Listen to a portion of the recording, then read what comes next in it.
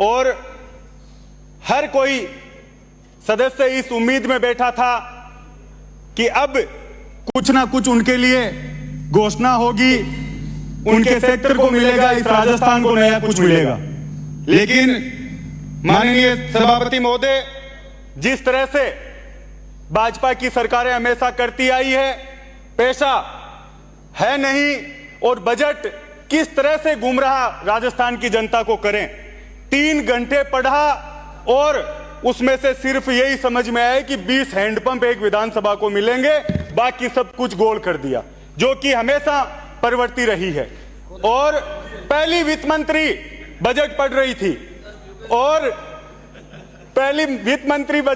थी और जैसा इससे पहले सदस्यों ने कहा, इनकी यशस्वी पूर्व मुख्यमंत्री, पहली महिला मुख्यमंत्री इस राजस्थान की, जिनका डरी जबान से कुछ सदस्य नाम ले रहे थे, वो सदन में मौजूद नहीं थी। सभापति महोदय, इससे बुरा कुछ हो नहीं सकता। और मेरे से पूर्व सदस्य ने कहा कि कबीरा का एक दुआ पढ़ा कि 2 पार्टों के बीच में जो आ गया वो बचा नहीं, लेकिन आपके तो पार्ट 3-3 हो रहे हैं। आप जरूर बच के रहना, किसी पार्ट के नीचे आप लोग नहीं आ जाएं। सभापति महोदय, इस बजट में सिर्फ मोदी जी और भजनलाल जी, इन 2 शब्दों के अलावा मुझे लगता है कि कुछ भी इस राजस्थान की जनता के लिए नहीं था। माननीय सभापति महोदय,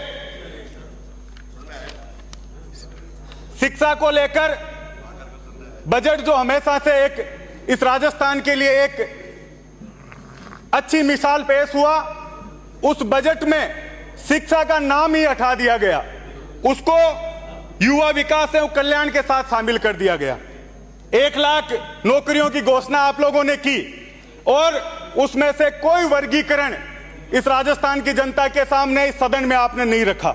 आपने ये नहीं बताया कि इन 1 लाख नौकरियों में आप संविदा पे देंगे, नरेगा में लगाएंगे, शिक्षा विभाग में लगाएंगे, चिकित्सा में लगाएंगे। ये उसी तरीके की घोषणा है जैसी मोदी जी ने 15 लाख रुपए की घोषणा लोगों के लिए की थी। तो ये इस तरह की एक जो चाल चरित्र भारतीय जनता पार्टी का रहा है कि गुमराह जनता को कर दो, 1 लाख नौकरियां देंगे, उसका वर्गीकरण भी तो बताते कि इस विभाग में देंगे, अब देंगे, कब देंगे। और सभापति महोदय, आपके माध्यम से मैं इस राजस्थान की जनता के लिए एक भीख मांगना चाहूंगा कि ऐसे शिक्षा मंत्री जो कैसे बयान बनने के बाद उनके आ रहे हैं, कभी कह रहे हैं उल्टा लटका दूंगा, कभी डीएनए टेस्ट करा रहे हैं, कभी किसी के पिताजी का पता मांग रहे हैं, और अकबर का नाना कौन था, ऐसे ऐसे शब्द आने के बाद उन्होंने आप राजस्थान की जनता के सामने रखे हैं। इस राजस्थान की जनता का, इन बच्चों के भविष्य को आप सुरक्षित करें। एक अलग डिपार्टमेंट आप मदन दिलावर जी के लिए बना दें ताकि वो बयान देते रहें और आप उनका पक्ष लेते रहें। जिस तरीके से आदिवासियों के लिए उनके शब्द थे, माननीय सभापति महोदय, इससे पहले कोई भी शिक्षा मंत्री इस तरीके के बयान नहीं देखे गया। आपने आ रहा हूं और सभापति महोदय, इससे पहले बयान अभी सदस्य बोल रहे थे और मुख्यमंत्री जी ने भी कहा हमने गैंगस्टर एक्ट बना दिया, टास्क फोर्स बना दी, हमने 100 लोग गिरफ्तार कर लिए। सभापति महोदय, मछलियां पकड़ी अब तक, हम ये कह रहे हैं कि हम भी शामिल है तो गिरफ्तार करो। सिर्फ नारे और भाषणों से, जिस वजह से आप लोग सत्ता में आए हो, जो पेपर लीक के मामले में आप लोग मुद्दा बनाकर सत्ता में आए हो, आपने प्रदीप पाराशर को पकड़ा है, लेकिन उसको नौकरी पे, उस जगह ड्यूटी पे देने वाला कौन था? और मुझे पता है कि वहां तक आपकी जांच नहीं जाएगी, क्योंकि आरएलडी केंद्र में आपके साथ सत्ता में आपकी भागीदार हैं। तो सभापति महोदय, न्याय जो वादे आप लोग करके आए हो, जो लोग नारे आप लोग देकर आए हो, उन पर भारतीय जनता पार्टी काम करे। सभापति महोदय, इस बजट को वित्त मंत्री जी और मुख्यमंत्री जी खड़े होकर राजस्थान की जनता से माफी मांगकर शुरू करते तो मैं समझता हूं कि वो न्याय इस जनता के साथ करते।